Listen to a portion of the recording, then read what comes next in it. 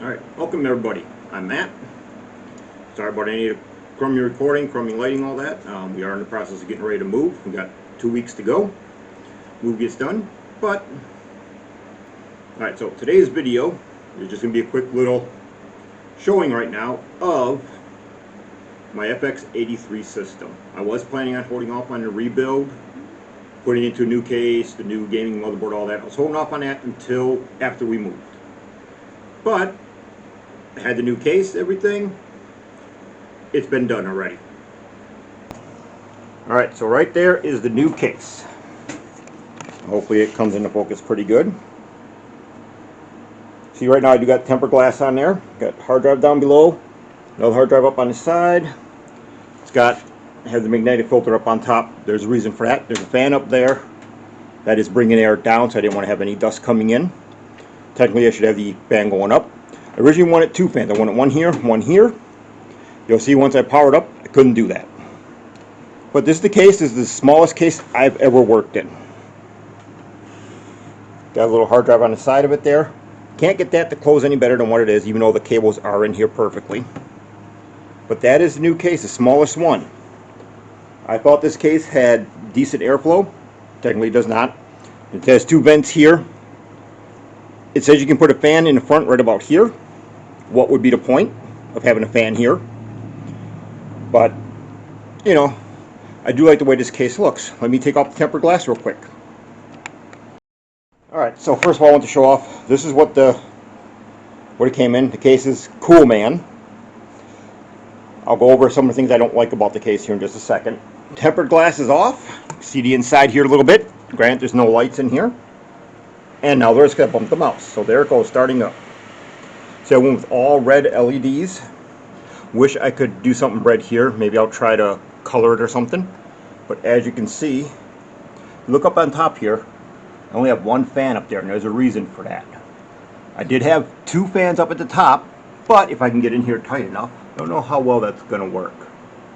But the power connector right there for the CPU, that blocks having a second fan up there in reality. The fan is too big and it blocks it on off. I couldn't plug it in. So that's the only reason why I don't have two fans up there. But as you see, I went with a Cooler Master air cooler. I'm doing a push-pull config, so I'm pushing air in, pulling it on out, and then this fan is also pulling it out the back of the case, which is nice.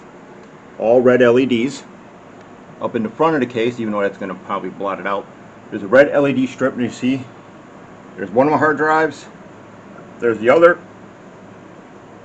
The SSD drive is in the back. And you see in the front here, like I said, all red LEDs, which was nice. So a few things that this case I actually did not like very well. One, I don't think this is the actual hard drive mount where I put the hard drive here. So that irritated me. I got the hard drive to fit onto it, but you can only get two screws in the front, one here, one down here. The other one is actually coming off this front panel, which is where the fan would have went. This one I mounted on the bottom, so that one worked fine. But as you can see, I mean, cable management, that's not bad. The worst part of my cables are down here.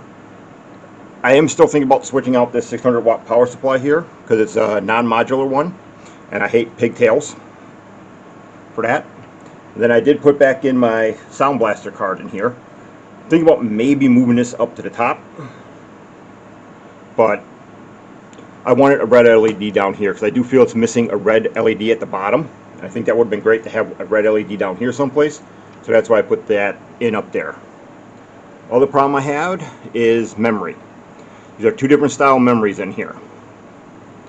These two right here, they're all G-Skill, so they're all the same manufacturer. It's just that these two are 1600 megahertz. These two are, I think, 2100 megahertz, if I remember correctly. Or it's the other way around. It's one of the two.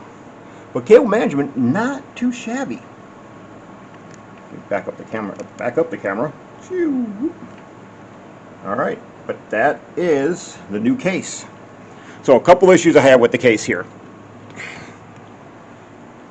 One of the biggest issues is the hard drives, the way they went on here. I managed to find a way on it, but I wish they would have had a hard drive cage in here someplace. But I got by it. The other thing is, this is one small case. It's the smallest case I've ever worked in. So that was insane. I've never worked in a case this small. I'll put up some pictures up here that I was showing my son. This motherboard fit in there perfectly. Yep. And the other thing is this button right here. That is supposed to be the reset button. In order to make that a reset button, I would have had to run it down here and plug it in. If I want this LED to work, I'd have the reset button plugged into the front LED port on the front panel here.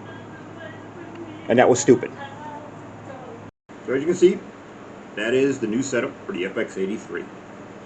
Now for the big test. We are going to do a little bit of seeing how well this one runs. So on this gaming board, I did set the memory to be overclocked slightly. Like I said, the lowest one in there is like a 1300, so I got it at 1333 or 1400, one of the two. Then I do have the processor running at a native instead of 4.0. I have it at 4.2 right now. So we're going to go ahead and get TimeSpyNet loaded on up, the 3D Mark. We'll see what we're going to get. We're going to set the fans up to high on the 98 GTX so we can keep that hopefully overclocked.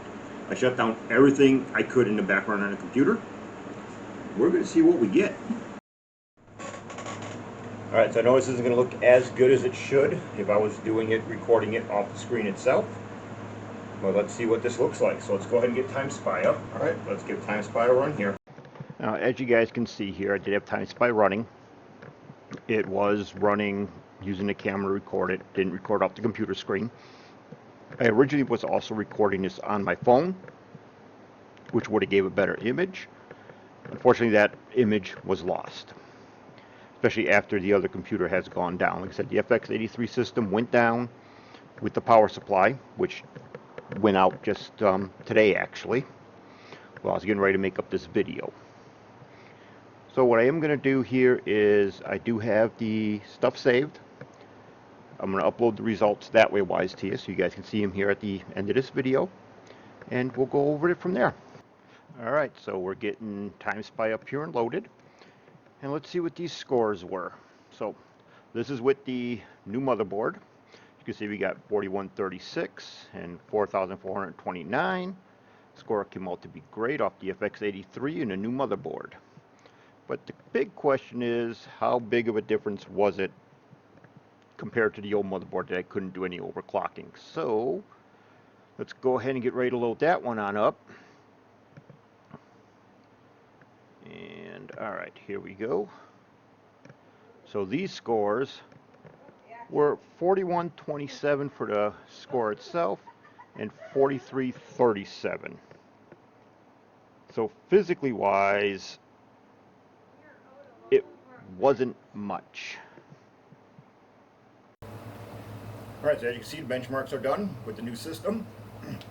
So I didn't think it was going to be any real big change, but I did want to make that the cornerstone of my build, since that was my first official build done the way I wanted it to.